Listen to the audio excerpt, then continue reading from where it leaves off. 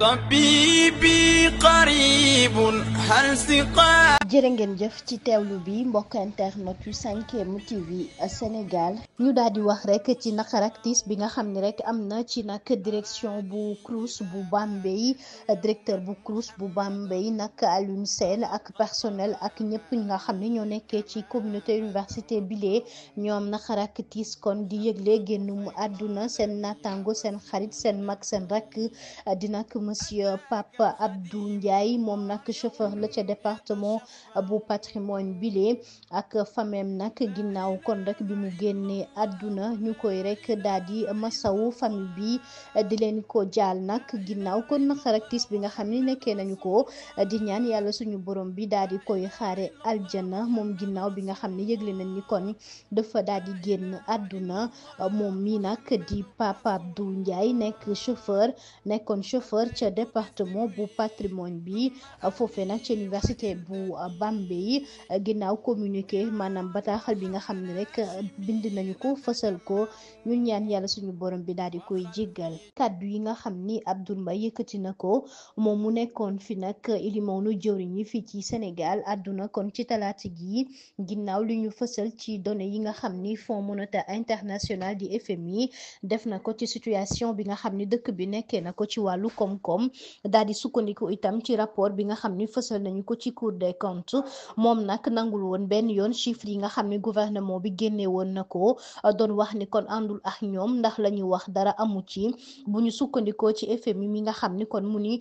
daal dinay dëggal kon rek xalaat ba mu amoon ak i tamit la mu doon ñaaw njortu ginnaaw kon lu jugee ci ay rek boroomi xam-xam yoo xam ni seen xam-xam dafa màcc kon jëm ci wàllu finance publique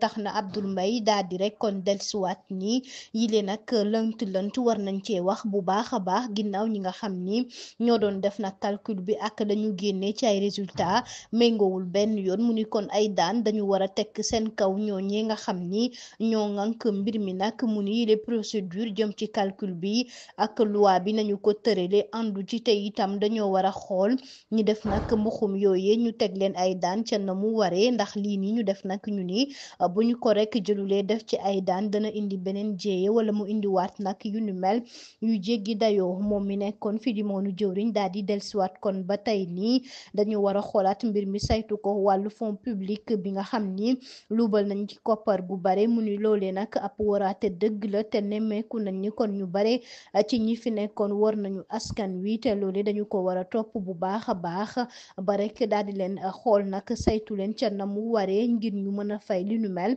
tax na sax mu ni communauté internationale bi itam dañ leen ci woo bu baax. borom njurul dana faj 15 maladies borom njurul dana faj góor gu néew kattan maanaam yow mi nga xam ne da ngay gaaw a daanu